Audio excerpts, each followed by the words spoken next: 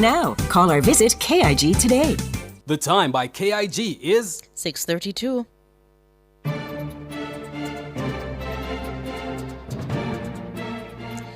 Hello, good evening, and welcome to Nationwide's Business Report. I'm Robianne Williams. Motorists can expect a slight increase in gasoline prices effective Thursday, August 8. That's according to the latest ex-refinery costs from Petrojam. A litre of 90-octane gasoline will go up by 7 cents, while 87-octane will increase by 6 cents.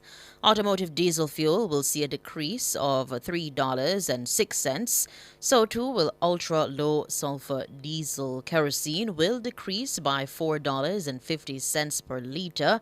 Propane liquid petroleum will go down by $1.09 per litre, while butane liquid petroleum will go down by 75 cents per litre.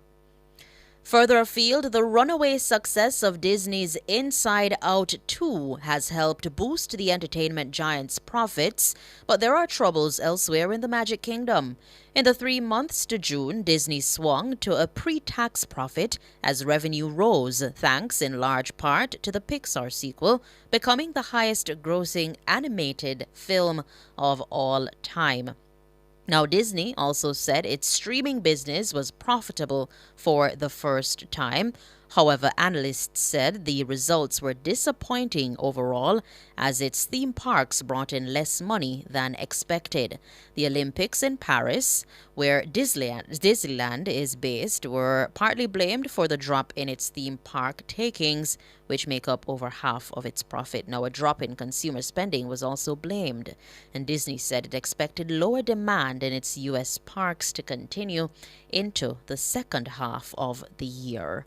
And finally, in the currency markets at the close of trading today, it cost 157 Jamaican dollars and 80 cents to buy one US dollar, that should be 201 Jamaican dollars and 45 cents to buy one British pound, and 113 Jamaican dollars and 78 cents to buy the Canadian dollar. And that's the business report. I'm Robianne Williams. Have yourselves a golden evening.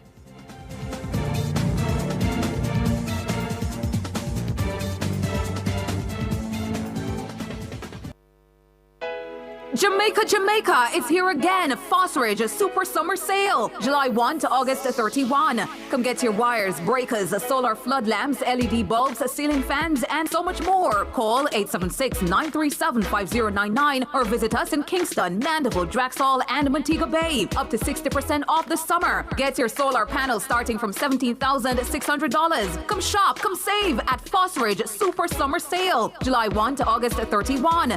See you there at Phosphorage. Open Sundays. KFC this summer, we a bucket together. Well, I vibe with your crew, yeah, we a stay true, the taste is so good. KFC, bucket on the ends with the real ones. My island, we a world champion with my KFC. I'm gonna be me, Jam Rock, celebrate with we. KFC, we a bucket together. When we bucket together, we are as we really are. Enjoy a family 12, party 15, or party 21 bucket. KFC, proud sponsor of Jamaica 60. We all have a champion spirit, a uniquely Jamaican spirit. We think the unthinkable and reach for the unreachable. The steady pulse of greatness beats in us all. As powerful as we are, there comes a time when everybody needs a strength. Something to take you over that last hurdle and across the finish line. Your moment is now. Unstoppable with NCB. Watch the races at Spirits Expression Sports Lounge in Montego Bay on August 9, 2024 from 12 to 3 p.m.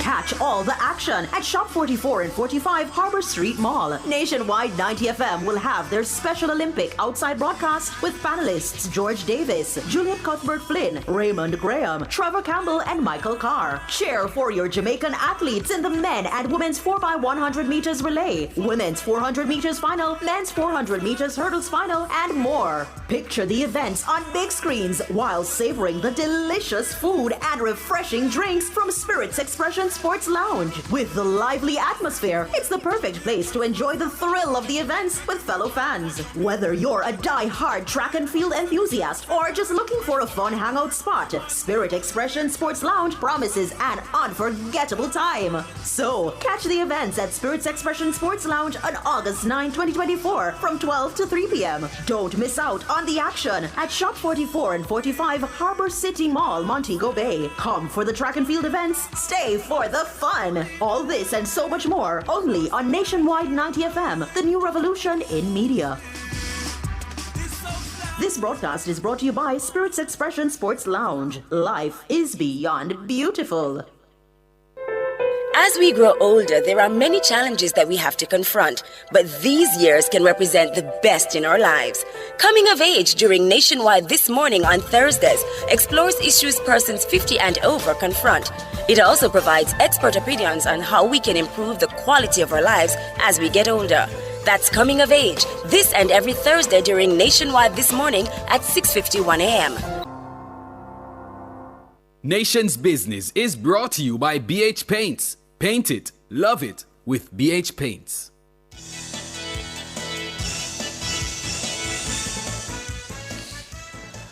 Good evening. Thank you so much for staying with us here on Nationwide at 5. It's time for the Nation's Business. I'm Ricardo Brooks. And I'm Siobhan Campbell. Now, on Independence Day, 152 Jamaicans were announced as recipients of national honors for 2024. They have been recognized for service above and beyond the call of duty. They include 8 who received the Order of Jamaica, the OJ, and they will all be presented with their awards during the National Heroes Day ceremony at King's House on October 21. The OJ recipients are Professor Wendell Abel for his contribution to psychiatry, particularly in the area of mental and community health, Edmund Bartlett for his contribution to the field of tourism, promoting human resource sustainability and climate resilience. He's also being recognized for 40 years in the public service, including over 38 of representational politics and 21 years as a government minister. Deputy Prime Minister Dr. Horace Chang has been awarded for his contribution to the public service and politics, including over 31 years of representational politics and 22 years as a government minister. Gary Butch Hendrickson has been awarded the OJ for his contributions to entrepreneurship and philanthropy. Ambassador Audrey Marks for her service to the government and people of Jamaica in her contribution to economic development, promotion of social development enterprises, and to nation building. William Shiguri for his contribution in business development, philanthropy, and community development. Littleton Shirley for his contribution to the public and private sectors, and Senator Don Webby for his contribution to business and entrepreneurship. For the Commander of the Order of Distinction, some of the awardees are Dr. Kevin Blake for outstanding service to national security and public safety. Dunstan Brown, the Permanent Secretary in the Ministry of Health, has been awarded for service to the fields of public health and public policy.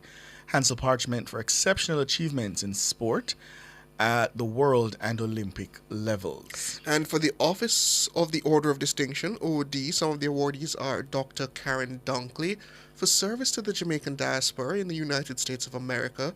Dr. Daniel Dawes received a posthumous award for his contribution to public service and civic development. And for musicians, they were also recognized for their contribution to the development of Jamaican music. These are Rodney Bounty Killer Price, Moses Beanieman Davis, Nadine Sutherland, and Glendon Admiral Bailey. The late Constable Ricardo Fairclough was awarded the Medal of Honor for gallantry. Now, listeners, you'd recall that Constable Fairclough was shot and killed in St. Anne earlier this year after intervening in an attack on a 24-year-old female vendor. The woman was standing on the street when she was approached by a lone gunman who shot her in the upper body. The constable, who was nearby, responded, firing his service pistol. A brief exchange of gunfire followed, and the constable was shot in the upper body, and he died in hospital. We're now being joined by 3 of the awardees. We have with us Head of Community Health and Psychiatry in the Faculty of Medical Sciences at the University of the West Indies, Professor Wendell Abel. He's being awarded the Order of Jamaica for contribution to psychiatry. Businessman Wayne Chen, the Order of Distinction in the rank of Commander for outstanding contributions to public service and entrepreneurship. And Jermaine Hurst will receive the Badge of Honor for gallantry for demonstrating exceptional courage and compassion in preventing a potential victim who was attempting suicide. He saved her life and inspired hope for others facing similar struggles. Gentlemen, good evening. Welcome to Nationwide at 5. Good evening. Huh? Good evening. Good evening. And congratulations. Thank you. Thank you. Jermaine Hurst, let me start with you. Okay. Take us back to that day on the bridge, I believe it was. I think Ton had written a story about this incident. I believe it was on a bridge, yes? Well, it's beside the bridge. It's Beside actually the bridge. over. Right. It's over. I think it's some former place of Matalan. So you'd call it over on the reef because I think ships normally come to that section there. So that area is very deep where she was. Yes. And tell our listeners about that incident, what you saw and what propelled you to act. Well, what drama concern is seeing a lone female driving, coming all the way over there. And she went to a area first, and then she left, come drive past where I was. Both of us had made contact, and she did not, with a tutor and wave, nothing of that nature. So right there and then, that by itself kind of drama concern because it's a lonely area in that mid-time of the day. Normally in the morning or in the evening, especially in the evening, there will be a lot of vehicles out there, you know. But at that time now, I realized that it was a she alone, and she passed. After she passed, the next thing that drew my attention is that she stopped. Where she stopped, I couldn't see her anymore because it was like a clump of bush, so I couldn't get to see her vehicle anymore. Because normally you'd pass where she stopped, you'd pass there, and then you continue, reach out on the reef where the vehicles normally park up. But she stopped before she reached out there, so she actually blocked in the vision, so I directly couldn't get to see her or see what she was doing.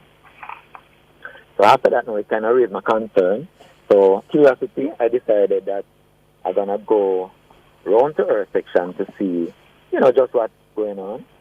So when I went around there, I realized that she was doing something in the car. I think she was writing up some stuff. I saw with some look like documents or something of that nature.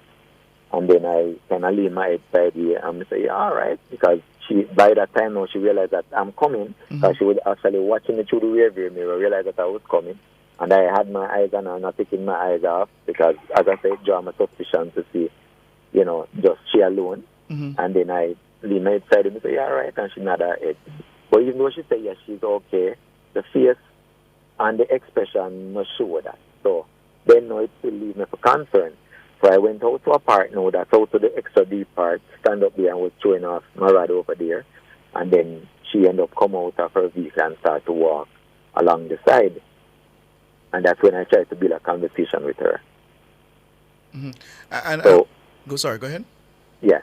But the shocking part is when she told me her plan. That was when everything just changed. Because I was there making fun of her, saying, you should have your rod too, man, and all of that. And, just trying to pick some arguments to her and see if I can, can I get something out of her? So I was asking her if it's the first time she come over here, and she said, yes, that again raised my concern. And then I was saying to her as well that when she said it's the first time she come over here, I was wondering, how she find her way over here? And then I said, you just come take a chill pill, and she said, yes. But even though she's saying all of the yes to that, and, it still kind of raised my concern that something just not add up. And it was then when she told me. So I'm just going to kind of cut some of it kind of short somewhat. So that was when everything changed there and then when she told me her intention. By she telling me her intention now, that's when I was thinking, what am I going to do now? Because it's just the two of us alone there. And this kind of really getting scary now because the two of us there, a lot of questions we have to go answer we don't know about. And, even though investigation would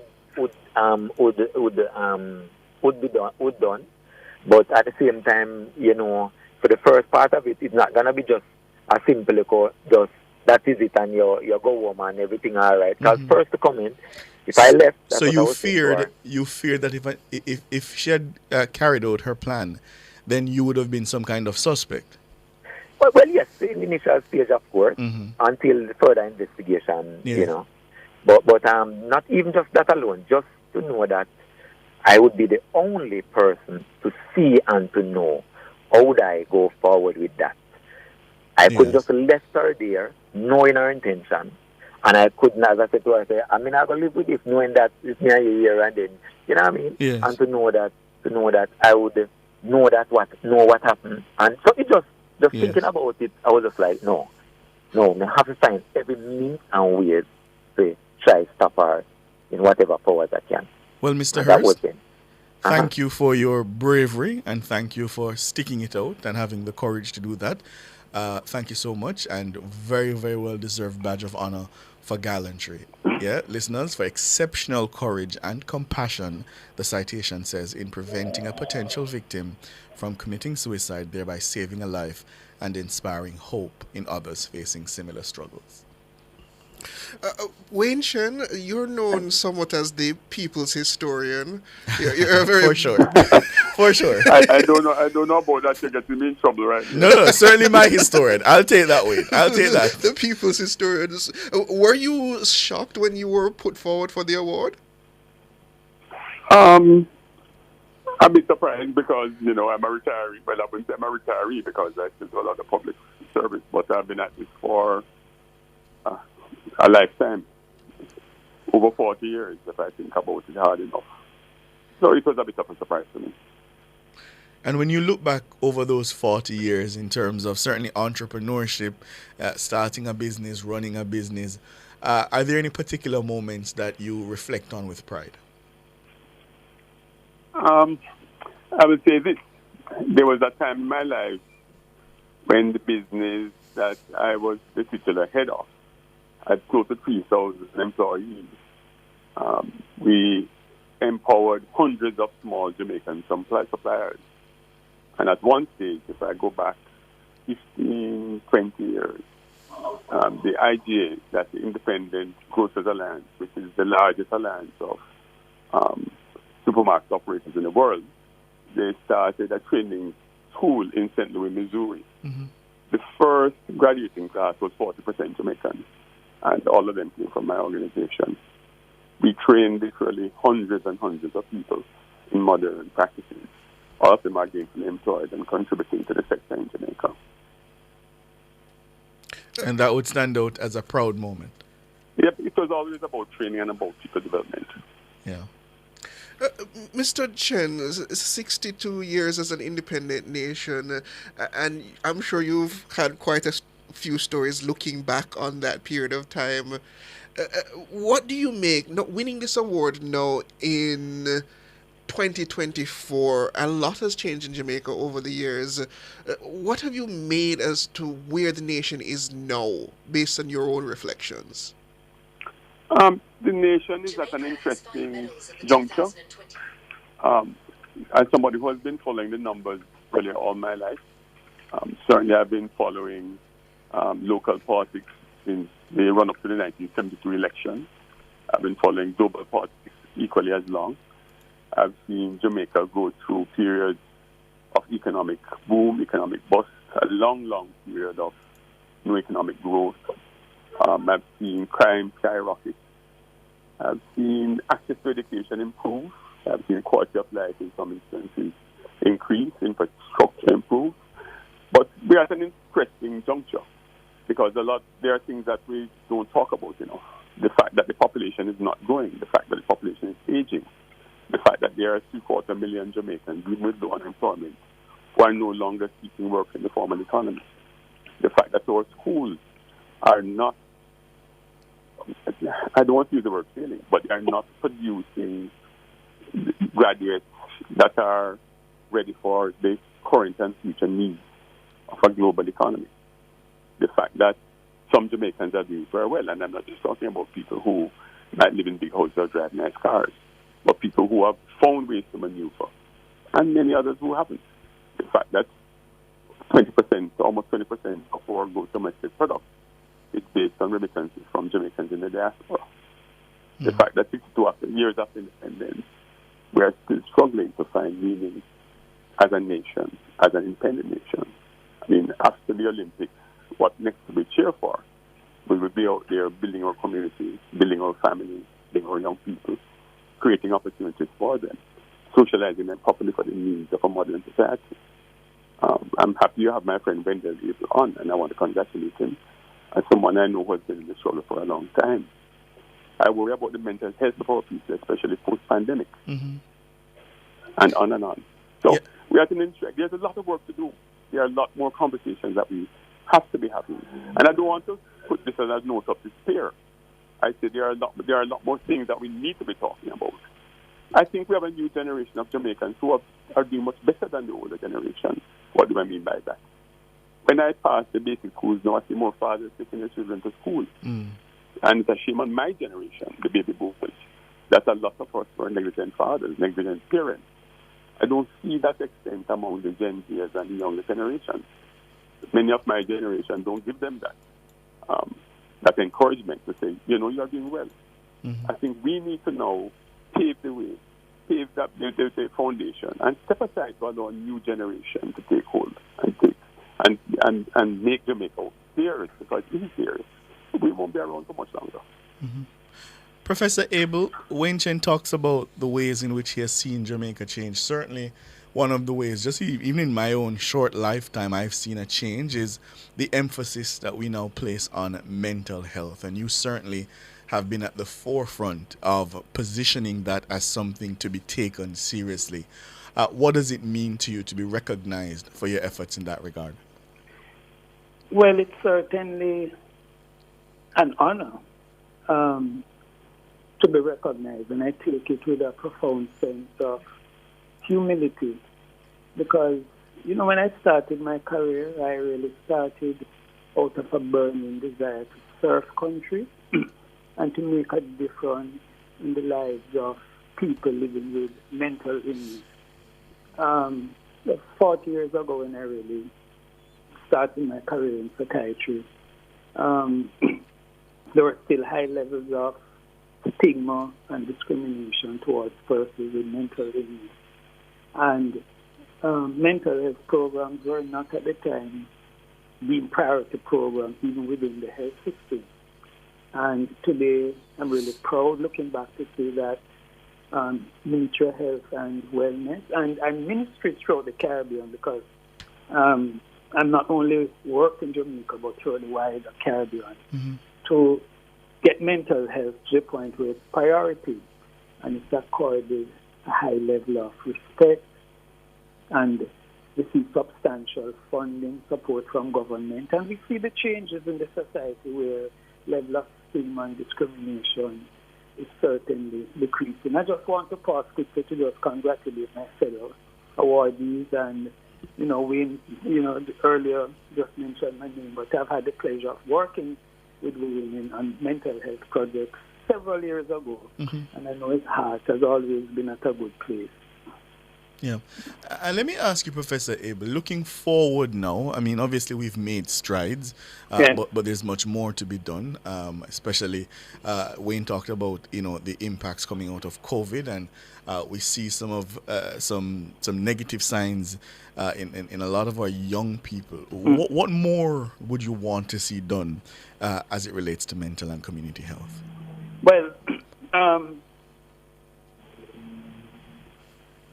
children and adolescents, I think we need to strengthen the services delivered to them, because, we have wide gaps in services.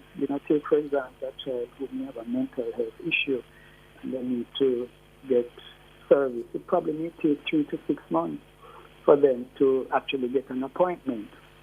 And even when they do, our services are underfunded, and we do not have enough professionals working in these areas, psychologists and psychiatrists. I would want to see service to children and adolescents strengthened. We have to really address this, significantly. I would also like to see while we focus on the children and adolescents, we also have to recognize that our population is aging and aging rapidly. And elderly population also do have mental health problems. We're seeing increasing levels of dementia, and care for people with dementia takes a lot of resources, and we've really not developed a basic program to address these issues. And that's something that we'll have to address in the near future. I think we've, given the limited resources we have, right, we've done quite a bit in terms of our community mental health services. But where we have a major gap is in the area of crisis intervention and crisis response. So if you have somebody with mental illness in the community, they may be showing inappropriate behavior, they may be violent. We should have a crisis service that can respond quickly so that you don't have the person getting out of control, probably hurting, killing persons in the community. And this is an area that we have to address and focus on urgently. So these are some areas that I would highlight that require urgent attention at this point in time. But you would definitely say we've come a far way. We've come a far way. You know, when you look at some of the, you know, sometimes we like to badmouth the country and beat up on the country, but given our resources, you know, Jamaica has made significant strides in terms of mental health care. When you compare us with most Caribbean countries, we have one of the best community mental health services despite its limitations. In terms of our training programs for mental health nurses and psychiatrists, we have one of the best programs. And we continue to train people from many English-speaking Caribbean professionals, right here in Jamaica to provide services in their own country. You look at the provision of drugs. Again, we have established a model program, and we have to thank former Health Minister John Jr. for implementing the National Health Fund, where people with mental illness can get their medication free of cost if they're in the public sector. And you're talking about up-to-date drugs, we're talking about expensive medication. There's one injection, for example, that people get on a monthly basis. It costs the state $70,000 per month, and we're able to provide that free of cost.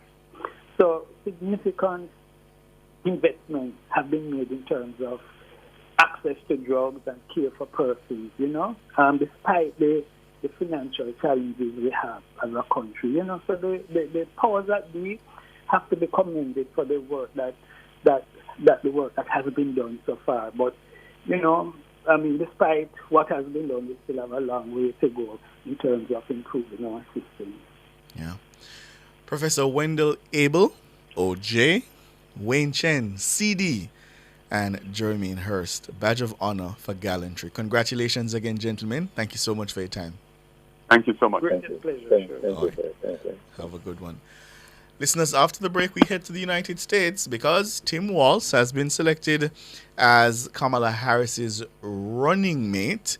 Yes, and for the first time, Siobhan, because I checked it before I came on air, Miss Harris is now polling nationally ahead in the average of polls ahead of Donald Trump. She's taken the lead. She took the lead yesterday in the average of polls for the first time in, she's been the candidate now for 2.5 weeks? Roughly. About, yeah. She's now in the lead. So we head to the United States next.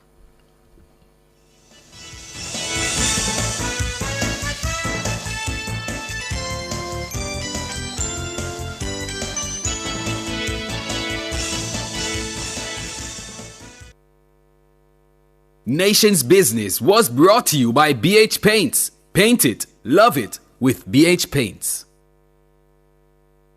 The mission of the Ministry of Legal and Constitutional Affairs includes revising Jamaica's legal and constitutional infrastructure and accelerating the pace of reform. The time by the MLCA is 7:01.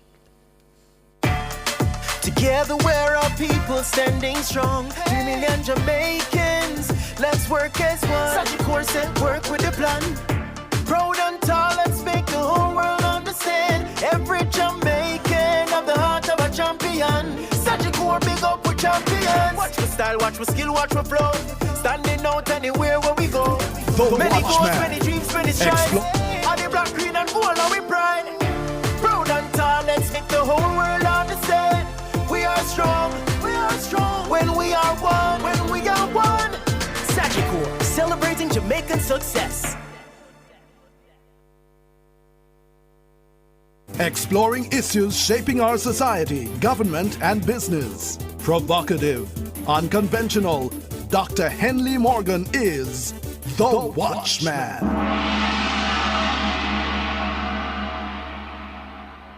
Good evening. The Church and Socio-Economic Development.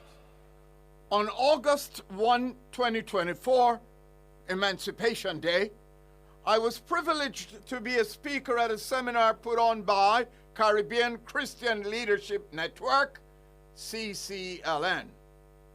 CCLN convener Yakengele developed the following thesis for the seminar.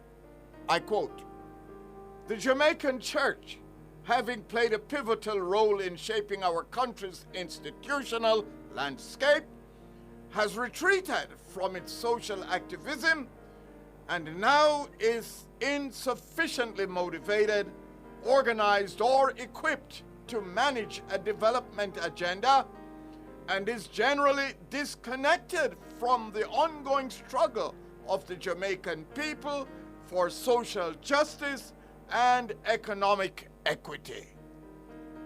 End of quote. In the book titled Rebellion to Riot, The Jamaican Church in Nation Building, author Devon Dick posits, and I quote in part, "The Act of Emancipation granting full free in 1838 meant that legally approximately 320,000 slaves in Jamaica had been made free people.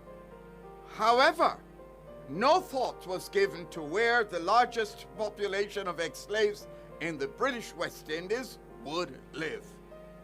It is within this context that the Jamaican Church filled a void in developing a community and building a nation. The church leaders, with assistance from overseas missionary bodies, began their free village system by acquiring large plots of land. They acted as financiers, subdividing the land into manageable lots and selling them to the newly freed blacks." End of quote from Devon Dick's book, Rebellion to Riot.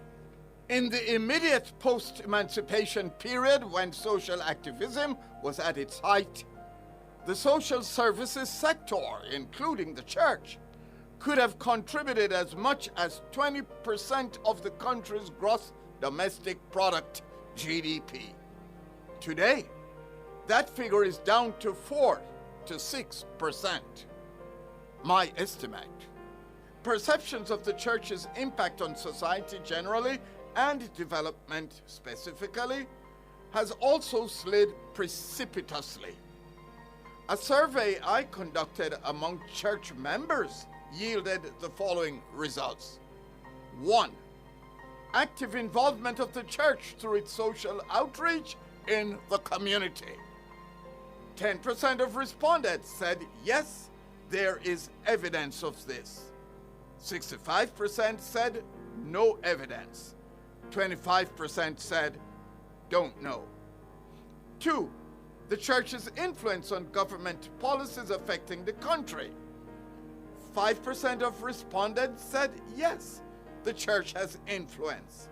73% said no influence. 22% said don't know. 3. Impact of the church on the moral standard of the community. There were no respondents in the yes column. 53% said the church has no impact on moral standards of the community. 47% said don't know. What is at the root of such a steep decline in the real and perceived impact of the church on the country's economic and social development in the 172 years between emancipation and now? Possibilities include the greater bond that existed between local congregations and overseas parent denominations in 1838 giving greater access to resources. Another could be increasing belief in some church circles that social and economic outreach are pursued at the expense of the mission of the church, which is to evangelize and save souls. Still another could be the greater participation of government in human welfare and economic upliftment relative to support from the social services sector.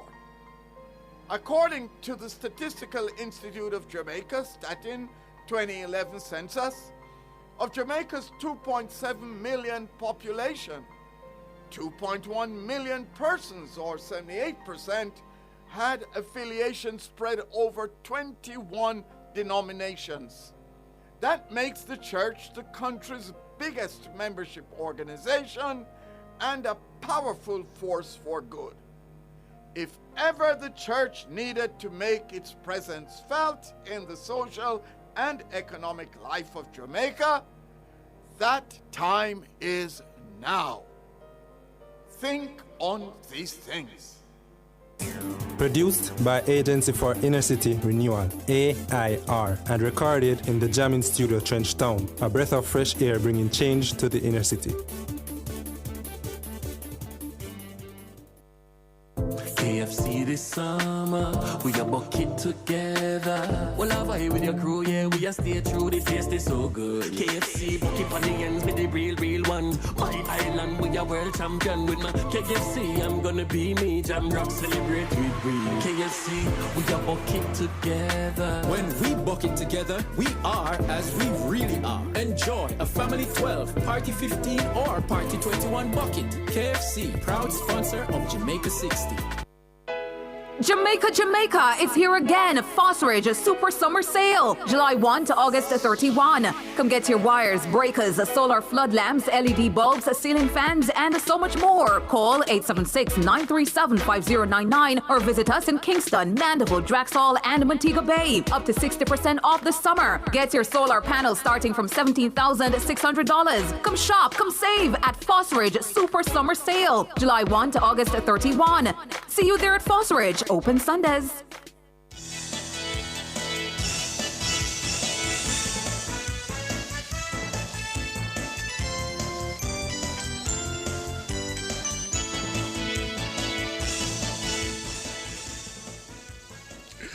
Welcome back. You're in a really good mood.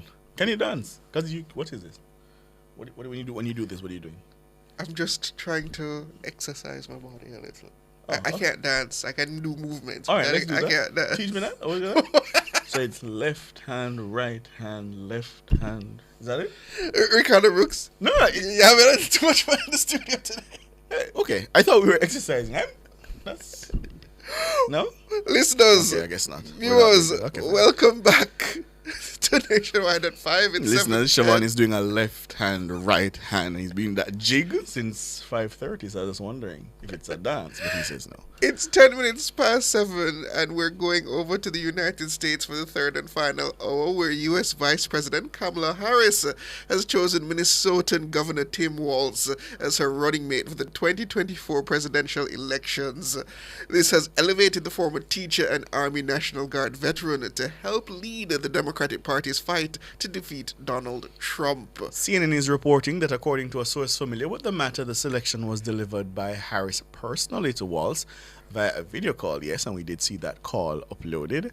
Walz emerged from the most accelerated vice presidential search in modern history from a short list that included half a dozen Democrats, including the governor of Pennsylvania, Josh Shapiro, and Arizona Senator Mark Kelly. Harris reportedly held in-person interviews with Walz, Shapiro, and Kelly on Sunday. Walz is currently in his second term as governor and chairs the Democratic Governors Association. He previously served 12 years in Congress, representing a conservative-leaning rural district that has been mostly dominated by Republicans. Meanwhile, the Harris campaign is reporting that it raised more than $30 million following the announcement of Walz as Harris's running mate. Here's more from CBS News.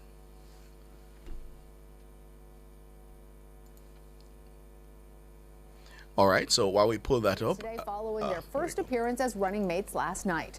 Vice President Kamala Harris formally introduced Minnesota Governor Tim Walz as her pick for vice president in front of thousands of supporters in Philadelphia. Walz got a warm welcome from voters in the Keystone State. The Harris campaign hopes that his past success with moderate voters will help them win. Walz says he is ready for the challenge. So we got 91 days. My God, that's easy. We'll sleep when we're dead.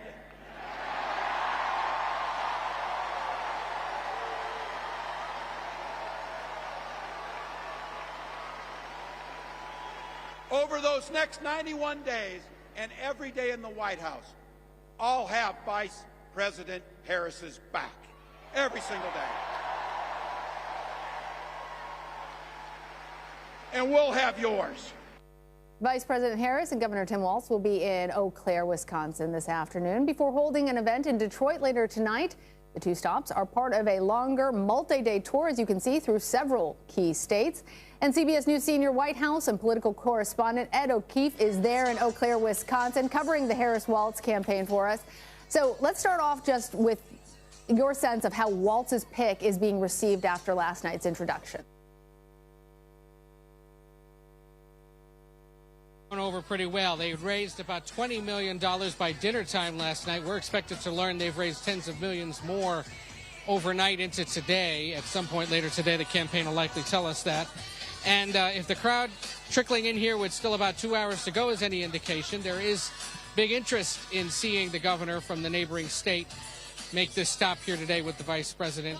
Overnight, Democrats pretty elated with the choice, seeing Walz as someone who sort of bridges the divide between moderates and progressives in the party, someone who began with a more moderate record and has embraced a more progressive one as he became governor and had a supermajority legislature in his state. We also learned overnight of how the vetting and the conversations with him went in the days before this election, signaling he did that this is somebody who's just here to help, not necessarily interested in the top job himself, and fully aware of the fact that he comes to this with not quite as much polish or training as perhaps someone like Vice President Harris or other bigger state governors.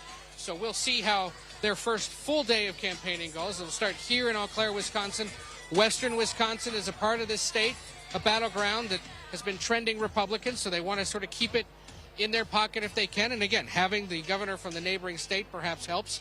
After here, they'll go to Detroit tonight for a rally there. They may add a stop tomorrow before continuing on a battleground state tour that's been abbreviated and changed up a bit because of the storms in the south.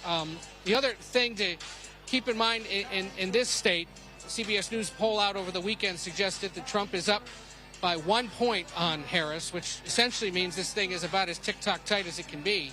And it's part of why they want to have these kinds of events. And the other thing we should point out, Lana, as you can see, we're outdoors. So this is the first big political event held on either side since the assassination attempt on the former president. And that has led to perhaps a little more security than we've seen before, although the security posture for an event with the sitting vice president is always going to be a little different than it is for a former president. But we've seen lines of people going through security. We went through at least 2 bag checks to get in here. Bigger consideration than when we started this campaign, Ed. I'm hoping you can tell us, so some of the advantages of the Walz pick is his bridge to moderate voters. What are some of the vulnerabilities that he may have? Well, we've seen in the last 18 hours or so, since Republicans really started speaking out, a focus on a few things. One, when he is governor of Minnesota, but about 2 years in 2020, after George Floyd was killed in Minneapolis, there had been requests for the state to deploy National Guard. There's an argument made by critics, especially Republican critics in the state, that he didn't move fast enough to deploy those requests, in part because he was waiting to see what the city wanted specifically. But by delaying it, there was more violence, there was more property destruction, and Republicans ultimately in the state wrote a report that suggested the governor didn't move fast enough. He called it a partisan report, but took some of those ideas under advisement. So that's one thing. The other is one that we've heard J.D. Vance mention today that was used against Tim Walz when he first ran for Congress in 2006 and when he ran for governor in 2018, and that is while he had a 24-year career as an Army National Guardsman, his service ended in 2005 at the height of the Iraq War and right before he began running for Congress. So there's been a suggestion from Republicans that perhaps he cut and run. There will be other things seized on in his gubernatorial or legislative record, but for now, that's at least where Republicans are starting, and we'll see how Walz and the Harris campaign respond. Interesting. All right, Ed O'Keefe, thank you. That report there from CBS News. And you know, Siobhan, I've been thinking to myself, ever since she unveiled him and then they had that massive rally in Philadelphia yesterday, and I think what we were just seeing there was in Wisconsin,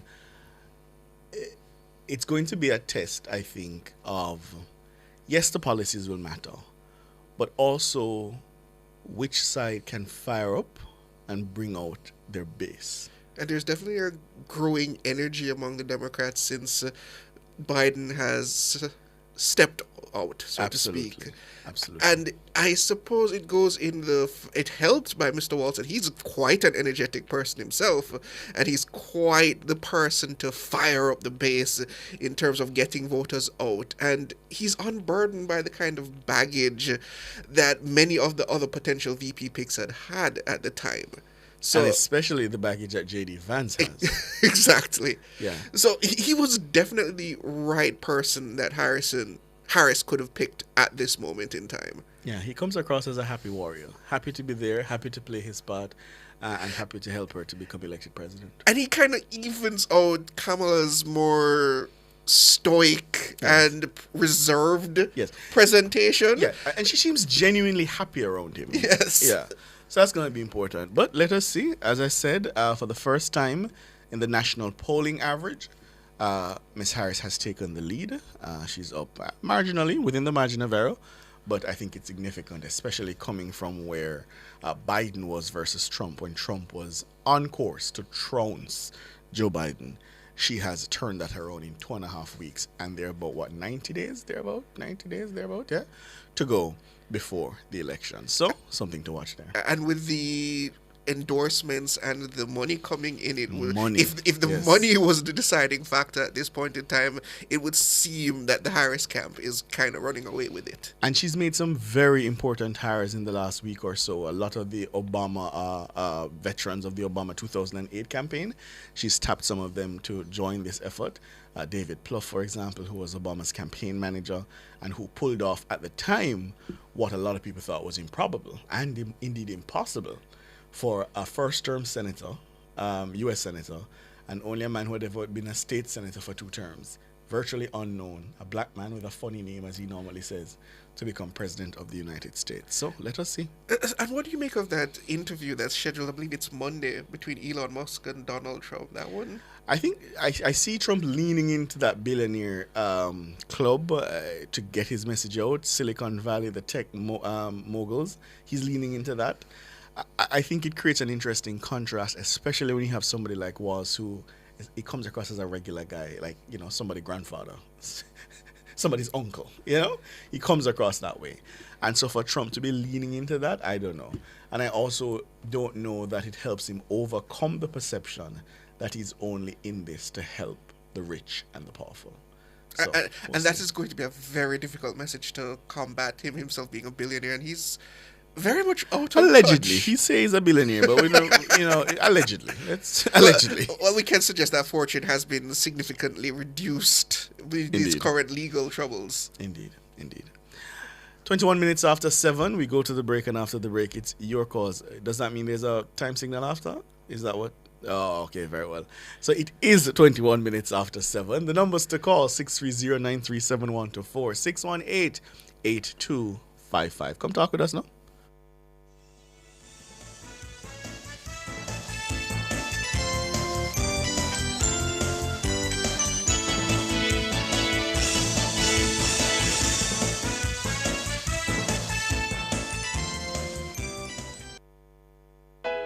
Jamaica is here again. Fosridge Super Summer Sale, July 1 to August 31. Come get your wires, breakers, solar flood lamps, LED bulbs, ceiling fans, and so much more. Call 876-937-5099 or visit us in Kingston, Mandeville, Draxall, and Montego Bay. Up to 60% off the summer. Get your solar panels starting from $17,600. Come shop, come save at Fosridge Super Summer Sale, July 1 to August 31.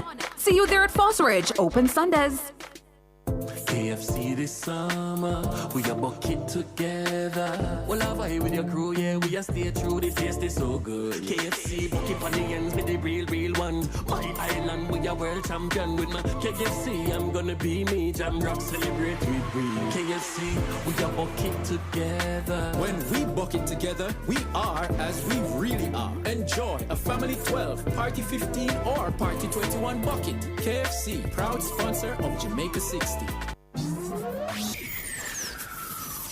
Taboo topics, Voyagings after dark, riveting discussions, celebrity news and interviews, topics that are shunned by society, and everything else in between. Voyagings After Dark with Kareem Voyagings each and every Wednesday, 8 to 11 p.m. Voyagings After Dark. No topic is too taboo or hard to discuss.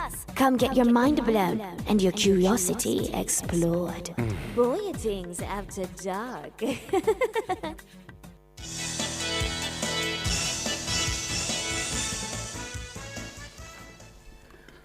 Thank you so much for staying with us here on Nationwide at 5. We're taking your calls now, 630-9371-2461-8255. Cleveland, you're up first, my brother. Good evening. Ricardo. How are you? Not bad enough, Siobhan. Evening, Cleveland. Tell me something. Ask the sports room if the race with Rochelle Clayton, if that race had gone already. As in the finals? Yes, it's supposed to be the final. Okay. That's one of those 400. Yes, 400 Urgles. Okay, we can check that for you. All right, while we check that, what else on your mind? Mm-hmm. Well, I was at the stadium last night, and I thoroughly enjoyed myself. Trust me, it was a really well put together grand gala. It looked good from what I saw. Yes, man. It was really enjoyable. Really, really, and I certainly enjoy being a man on Bounty Killer. Mm-hmm. But they can put on a show. Trust me. You know, but the only thing I have, what happened after the show over, we couldn't get my bus to carry back to Alpha-Tree as what? I don't know, the bus was all there parked up. And you couldn't get an understanding what is taking place. Mm. And when they're outside and walking from one place to the other to get some understanding, time going. You know, I never leave from that place until late. We did about hour and a half. This is the JUTC buses weren't moving? We stand in that bus more than half hour or more. That's the JUTC buses? Yes. Okay. Yes. So I don't know what was happening. So to I answer your question, until 12 o'clock. All I want them to get me to Alpha-Tree, me and my family. Yeah. You know, so I think they need to look into it. I don't know what happened last night with this, but somehow or the other. Siobhan has the information that you're asking about, the hurdles. That is 4:45 Friday, and that's 4:45 in Paris time. So. Oh, okay, that's all right. All right. Well, I'm still looking for a medal from that group. Yeah. You see, but let me congratulate Mr. Stoner. Boy, that was a great show. That one show make a lot of difference to the whole thing. The Lord sister we did really need a goal though. Yes. So it never coming from the track, you know. But I want to encourage the guys them. Sometimes I think I don't want to feel like I criticize them, but they can put some effort in some of what they're doing. When you see all the other guys them run, you see, it's like then life on it. They said Jamaicans not showing enough drive? Yes, there's some areas that they don't have enough drive at all. Yes. And then lay back too much too. Then up to now they don't seem to understand. You gotta keep up, especially some of those long races. You have to keep up with the front group. All right. You want to then push it more? Yes, man. All right. Yes, man. But All in all, I want to congratulate them, and for especially those who are making a special effort. But I'm still looking for some more medals, though. All right. I think it will work that we have some more medals. But great going for the field. Yeah, man. All right, Cleveland. All right. Have a good evening, Cleveland. Richard, you're on the line. Good evening. Yes, good evening, gentlemen. Good evening, Richard. I have been watching the American election, and I spent so much time in America, so I would say I'm a part of American system. And 37 countries say that they don't accept no convict in their country. So Trump cannot go to Scotland, which he have a golf course there and a hotel. He cannot go to England plus the other country, but I don't see Jamaica on the list of rejecting convicts.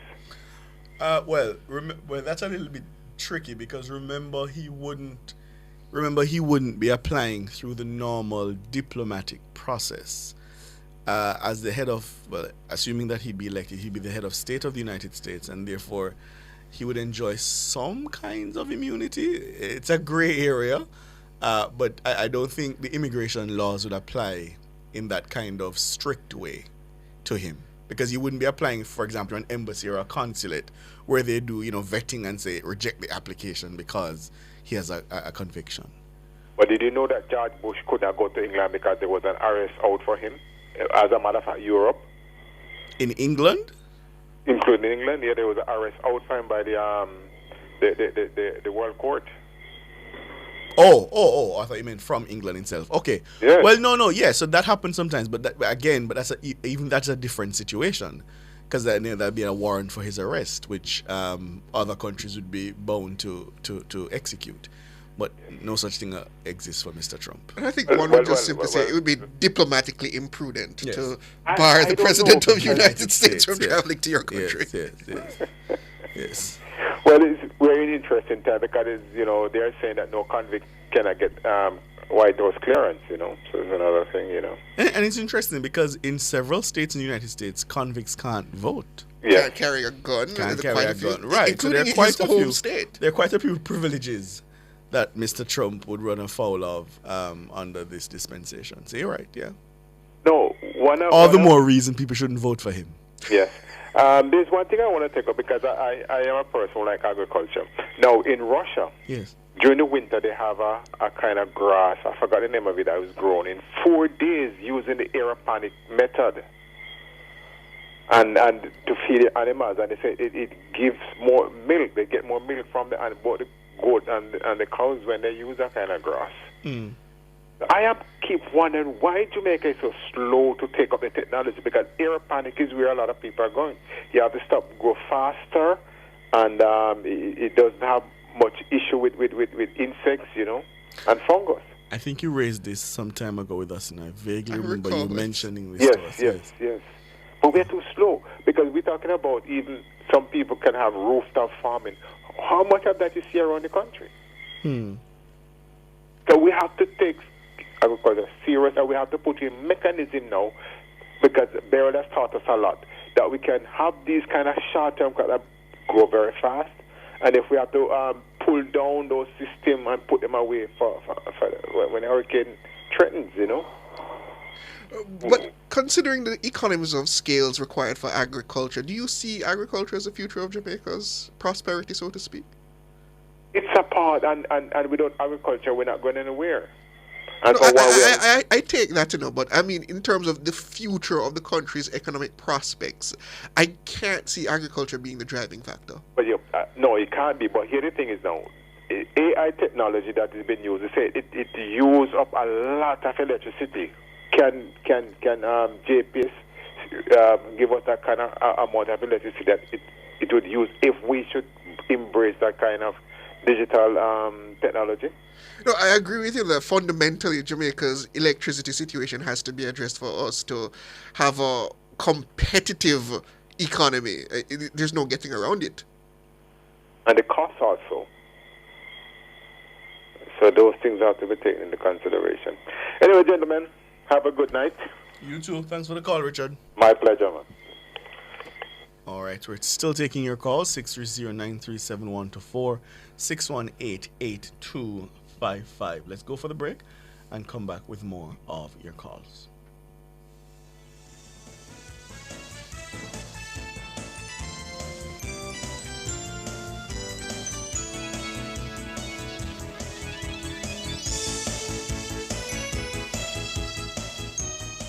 KFC this summer, we a bucket together. Well, I vibe with your crew, yeah, we a stay true, the taste is so good. KFC, bucket on the ends with the real one. My island, we a world champion with my KFC. I'm gonna be me, Jam Rock, celebrate with we. KFC, we a bucket together. When we bucket together, we are as we really are. Enjoy a Family 12, Party 15 or Party 21 bucket. KFC, proud sponsor of Jamaica 60. Jamaica, it's here again. Phosphorage Super Summer Sale, July 1 to August 31. Come get your wires, breakers, solar flood lamps, LED bulbs, ceiling fans, and so much more. Call 876-937-5099 or visit us in Kingston, Mandeville, Draxall, and Montego Bay. Up to 60% off the summer. Get your solar panels starting from $17,600. Come shop, come save at Phosphorage Super Summer Sale, July 1 to August 31. See you there at Phosphorage. Open Sundays.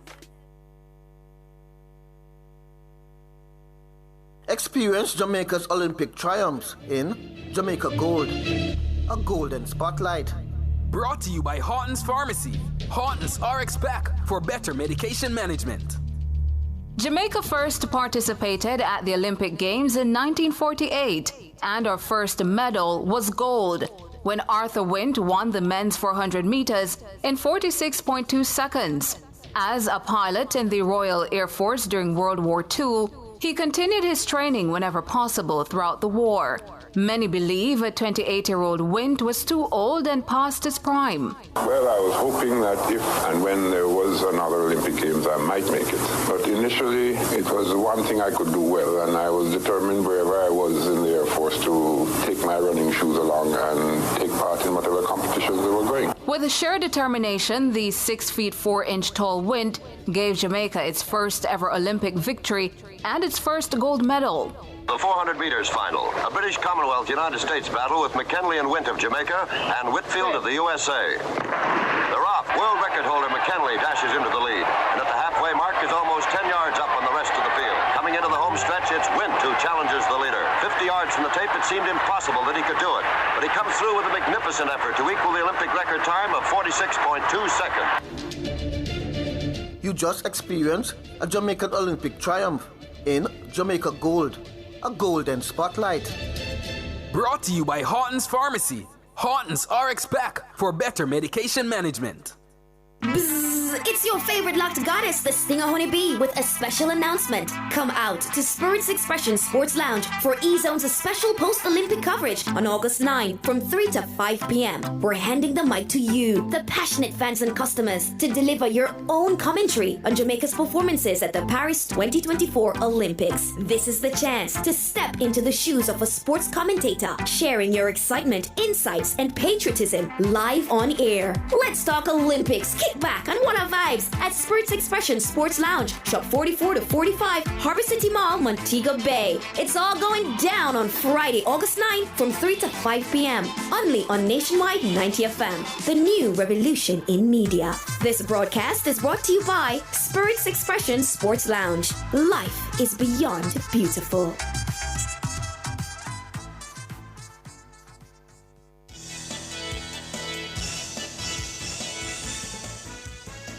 (630-937-124) Those are the numbers to call. And just before we go back to the phone lines, a special invitation, listeners, to a special Olympic outside broadcast with George Davis, Juliet Cuthbert Flynn, Raymond Graham, Trevor Campbell, and Michael Carr. You're being invited to come and cheer for the Jamaican athletes in the men and women's 4x100 meter relays, the women's 400 meter finals, the men's 400 meter hurdles final, and more. Picture the events on the big screens while savoring the delicious food, it says, and refreshing drinks from Spirits Expression Sports Lounge with the lively atmosphere. It's the perfect place to enjoy the thrill of the events with fellow fans. Whether you're a die-hard track and field enthusiast or just looking for a fun hangout spot, Spirits Expression Sports Lounge promises an unforgettable time, yeah? So, you're being invited this Friday, August 9, 2024, from 12 to 3, over there in Harbor City Mall, Montego Bay. So, come interact with the team, yeah? George and the panelists will be there, and the E-Zone team will also broadcast from Spirits in Harbor City Hall, Montego Bay. So that's this Friday, August 9, from 12 to 3 p.m. Max, good evening. Gentlemen. Good evening, Max. Yes, how are you doing? Doing all right. How are you? Well, I'm good, you know. Regarding you say a troublemaker, man. What me do? Well, trouble, Siobhan? Your fellow broadcast. No, Siobhan. Max, Siobhan, I dance from about 5:30. So I'll make you look like something wrong. No, wrong. But I don't see him dance often, so I just did I wonder if I want a new style of me for catch, because he sits across from me in the newsroom. So I know I'm start dance. I'm in a ready. Siobhan, somebody come up with something nowadays, so you can maybe you know. I don't dance, Max. I rock. That's about as much as I do. I rock. Anyway, in relation to the matter the gentleman mentioned, that came up about it, JPS. Boy, I'm really sorry for JPS. I think, you know, it's kind of bad for them because I would say that they have done pretty well over the past maybe 10 years in terms of supply reliability. Uh-huh. You know, remember the days you used to lose power so often. Yes, I was saying that. So what they used to call it? Load shedding? That they used to call it? Yes. Yeah, man. Oh, that was terrible, man. Serious. But, you know, what happened in Hurricane kind of exposed them. Mm-hmm. And I think the government at some point in time we need to sit down. I don't know, I've never heard any study done in it. I don't know if there's any the whole matter of going underground, not definitely island-wide. I don't think that is feasible. But the areas you consider vulnerable, what are the possibilities? What the cost would look like if we are to do that? Because every year we're going to have at least one serious hurricane, or close enough.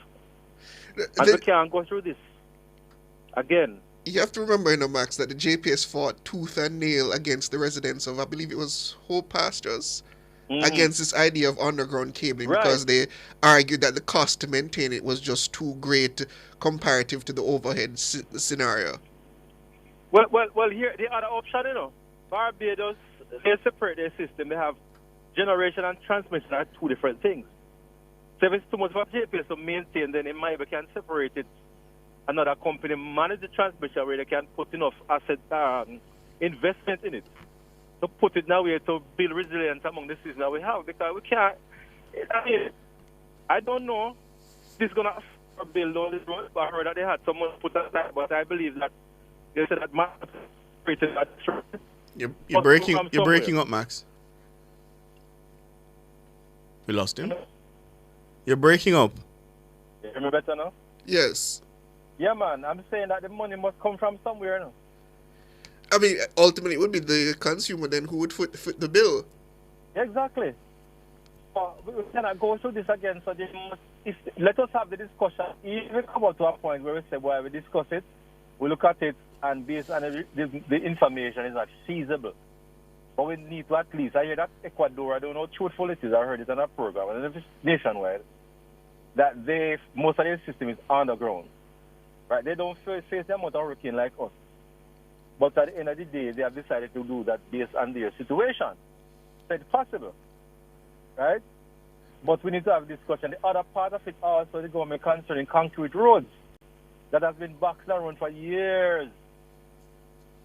Right? Mm-hmm. We need to sit down and have this discussion and come up with a plan, because we can't continue to waste money every year we have a hurricane. Throw money at it to fix and come back, and there's nothing going forward to prevent or minimize the possibility or the threat it poses to us in our assets and our infrastructure. Hear you, Max. Yeah, man, I agree. Yeah. So make the call for us, please.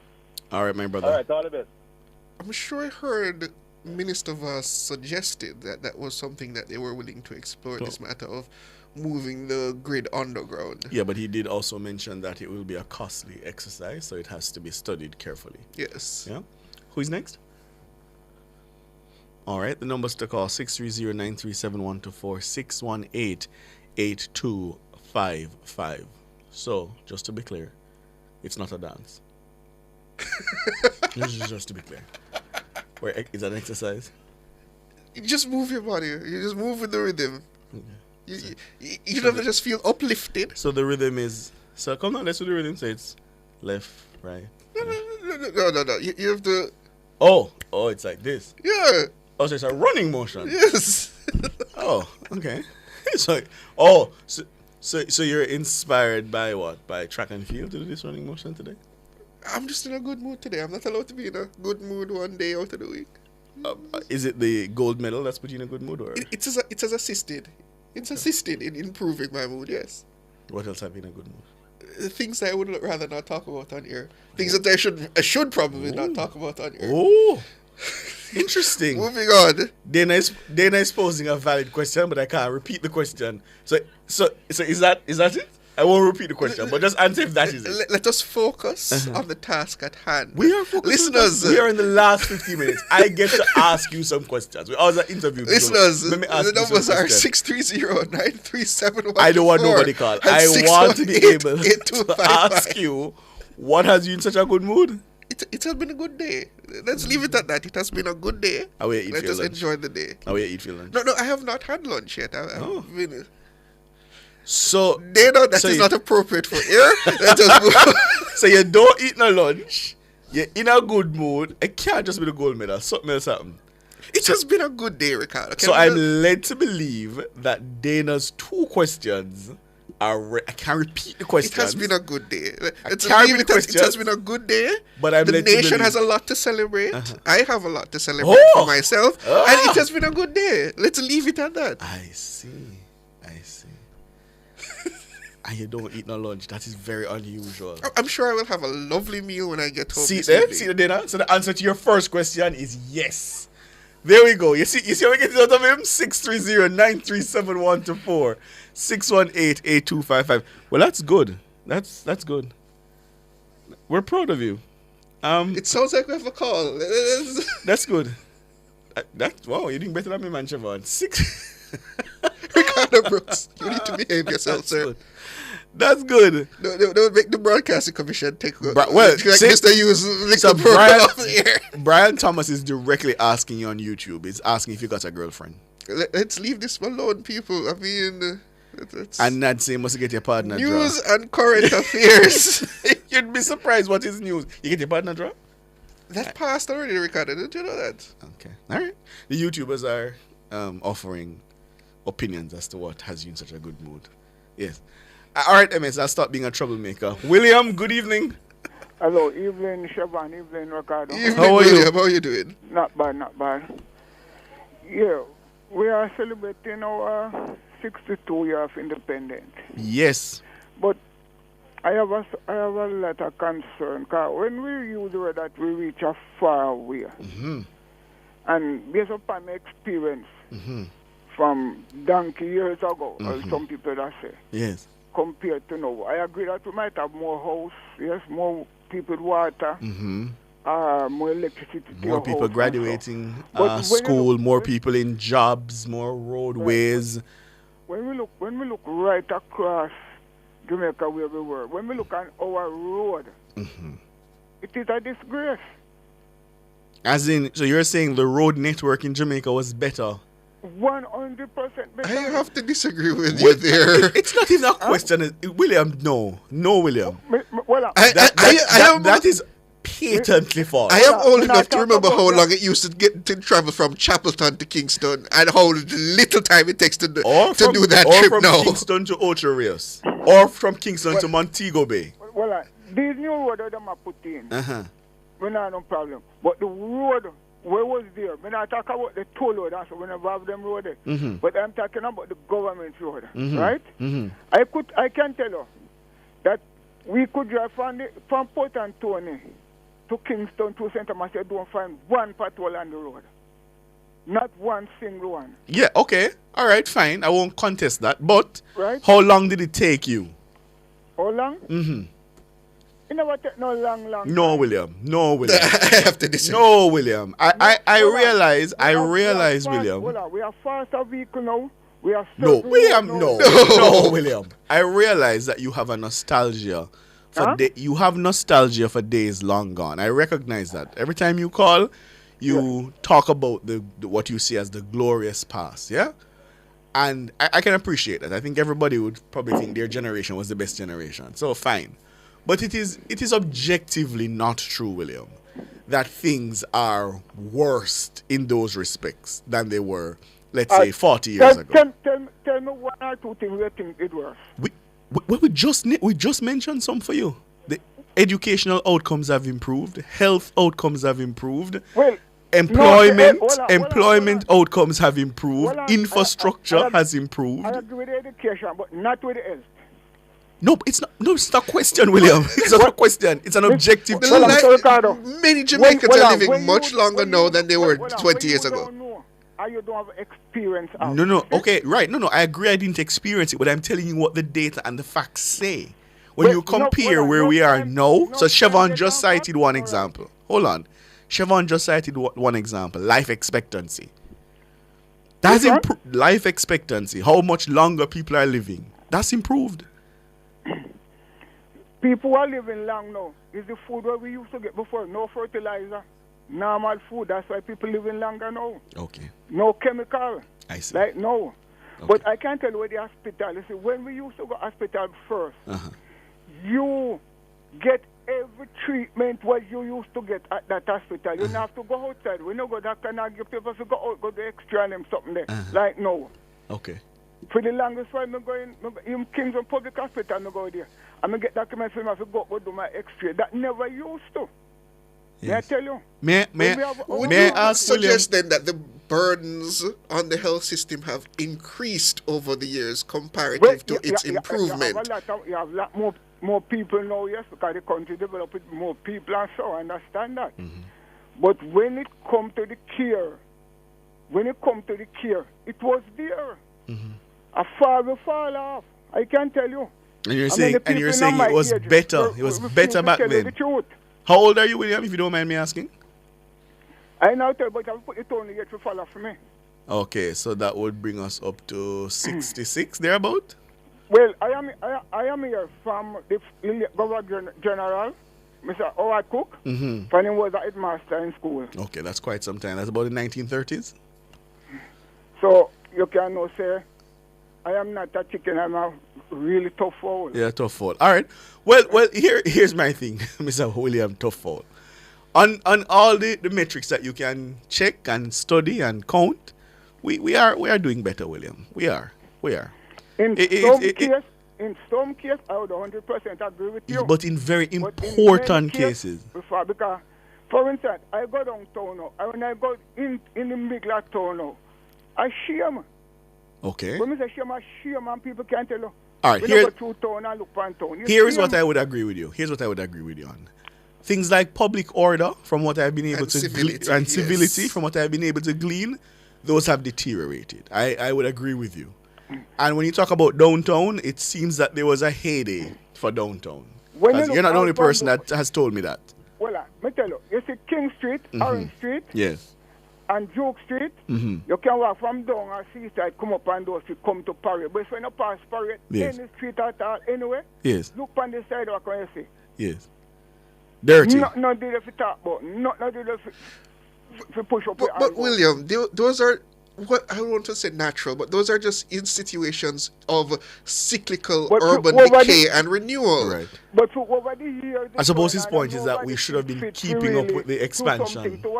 It deteriorated every year more and more. Right. So I agree with you that we should have been keeping up with the expansion and we should have stopped, for example, that belt of the city from deteriorating in the way that it has. I would agree with that. And as Siobhan said, public order, civility, that kind of a thing has broken down. But again, I don't want you to lose sight of the fact, William, that in very important aspects of our development, by the way, have you ever been to any other Caribbean island? No, I never travel. I'll put it this way for you, William. My uncle can speak about my personal experience. Right, and I'll put it this way for you, William. If you should visit any other Caribbean island, you would recognize how it really puts Jamaica very in a certain far context. ahead Jamaica is in terms of development. I'll say that. I've had the luxury to visit most. To fight along, say there's certain thing we don't move ahead. But certain thing what I am in people in my age group, I'm older than me also. Yes. Looking at experience should be pushed up front. It's like it disappear. All right, my brother. I hear you. Disappear. All right, we're going to take another call. We appreciate, appreciate your call as always, William.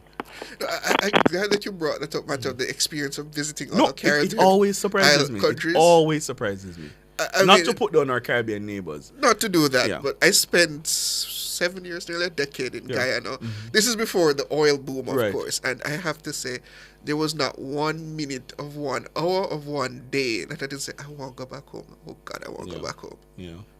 Yeah, man. And it's not just Guyana. Several other Caribbean countries I've visited, I've remarked to myself, wow, Jamaicans have a lot to be thankful for.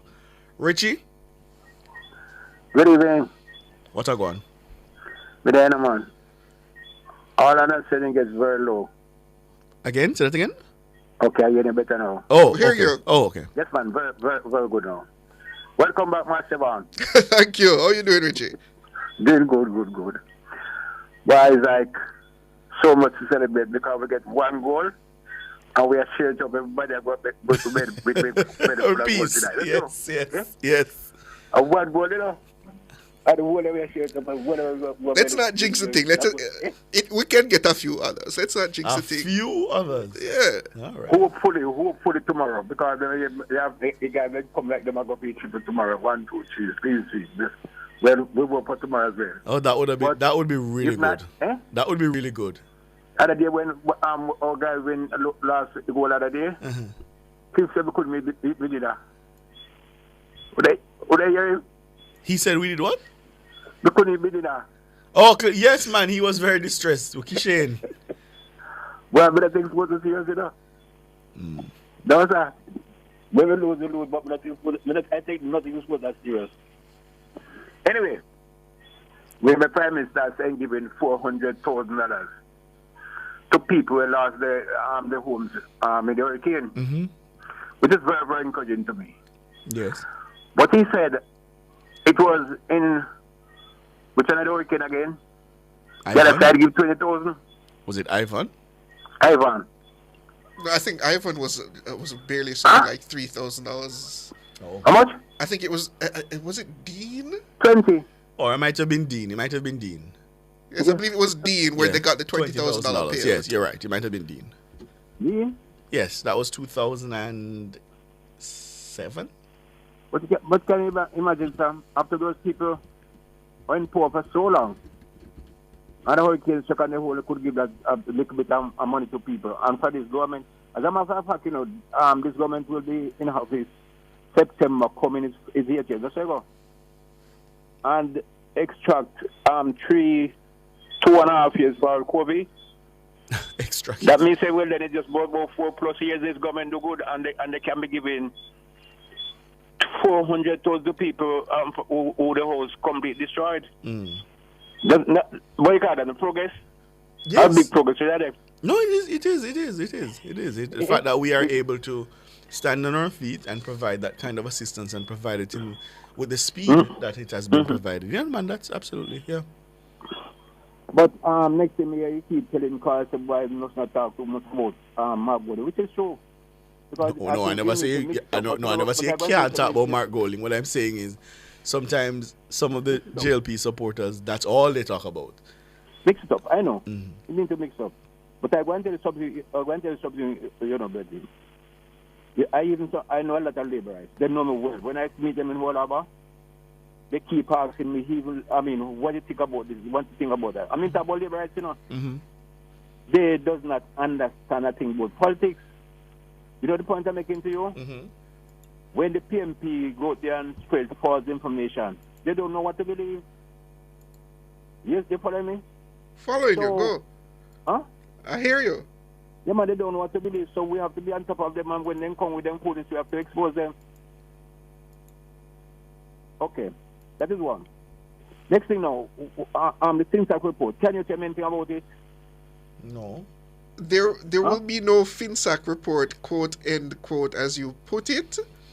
What they will have is an archive of information gathered and gleaned over the period that will be given public access and people will be invited to Study use the that matter. information as they see fit. So are you saying you will have a full report? You won't will have a not have a report as you deem it as in a document that you can just sift through.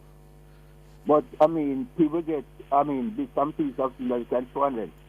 Yes, what they have gathered over the period will be provided through an archive. Mm-hmm. But you know what I believe, Bridget? A lot of people does not want to, hear me saying this, you know. A lot of people will not want to hear me mentioning this thing. Because I believe a lot of people names will be called which will let them feel nervous.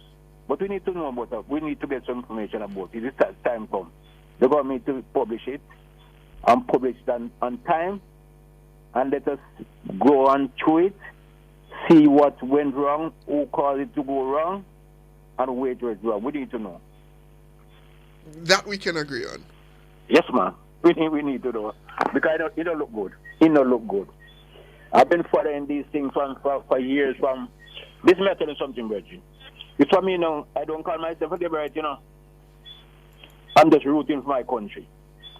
Because I followed Michael Manley for years before I voted. Family walk with my mother, walking my mother as a boy, you know. My mother and father, they died liberate, and I switched and followed Michael Manley. Years before I vote. And I come down to call PJ Fresh Prince. And it's when I see how they wreck the country and bring it to, I jump up and start to say, JLP, you know.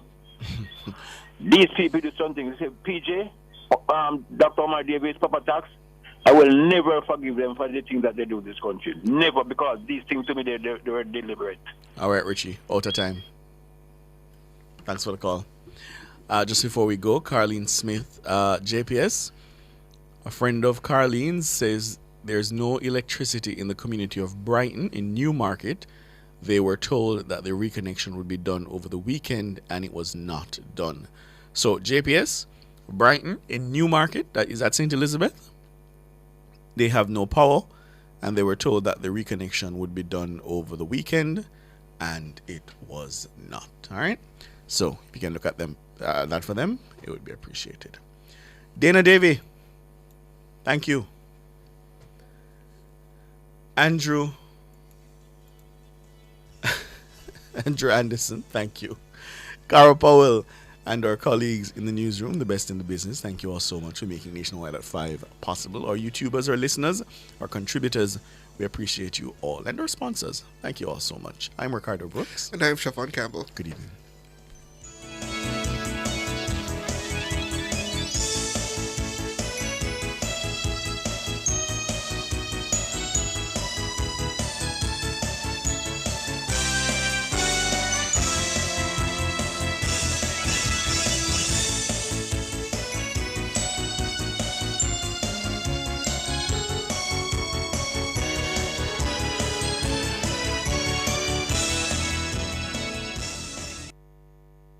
KFC this summer, we a bucket together. Well, I vibe with your crew, yeah, we a stay true. This